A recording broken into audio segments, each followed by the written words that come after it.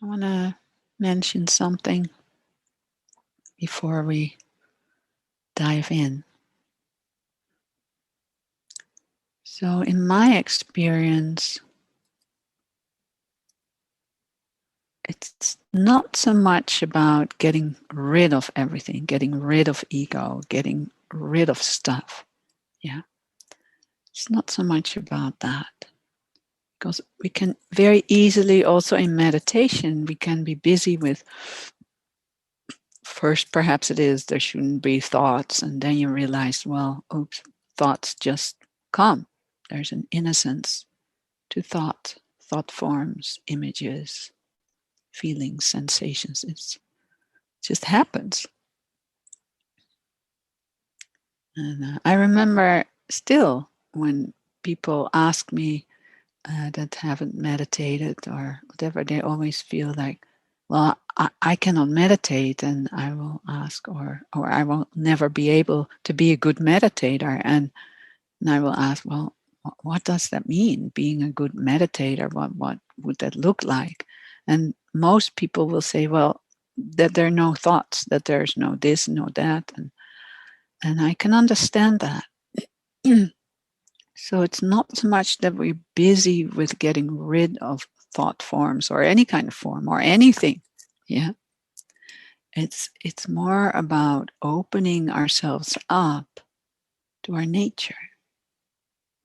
And our true nature is just naturally deeply still. It's resting everywhere all the time. It's here, doesn't change. And yes, it has no thoughts or feelings or ideas or anything to it. And that doesn't mean there shouldn't be any thoughts, or there shouldn't be any conditioned self, or there shouldn't be anything else. No matter what else is here, no matter what form is here, our nature, our true nature, she is. So in meditation, it's more about, waking up to our true nature and being able to rest in and as that unfathomableness of true nature, of her. Yeah. So that true nature, she, it, whatever you want to call it, wakes up to itself. That comes to the forefront. And sometimes, ego can be very strongly so-called in between us and our nature to rest there. And then there are many different options. Either you just see it as innocence, but sometimes it's not always easy to see anything else as just innocence, just form. Form. It's just form. Tree is just a form. So, and sometimes it's good to look into the form. If there's a certain thought that imprisons us all the time, then it's good to look into it. Like the thought, like there's something wrong with me. I think almost everybody can relate to that. There's something wrong with me. And you can, stay in that thought form, the world of thought form. There's something wrong with me. No, there's nothing wrong with me, but then you're still in mind space. But to explore that, to inquire into that, to get curious. Oh, what is it in me that believes that? Because a thought in itself, as I said, is innocent. It's just a little unhandy when we start believing it. Yeah. And that's what sets heaven and earth apart. When we just believe one thought, when we believe just one thought, we're away from our true nature. It's that simple.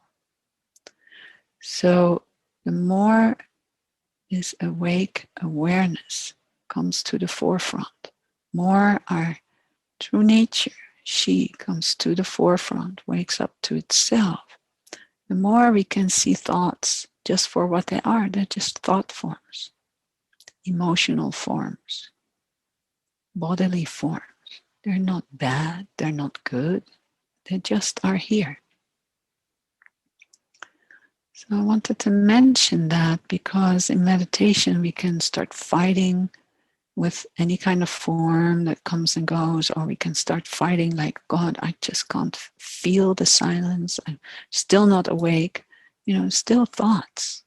And when you believe it, you go away from that spacious nature that we all are. Yeah. So there's not one rule, it's innocence and, I don't do anything with it, or I always have to inquire into it. Or sometimes they're just strong emotions. They just need to move through. Yeah. True nature is fine with that. It doesn't become less or more. It always is. It's always sitting everywhere, all the time. It never gets up in a way. True nature, she is always here. It's what we are. It's where we come from and where we fall back into. Yeah.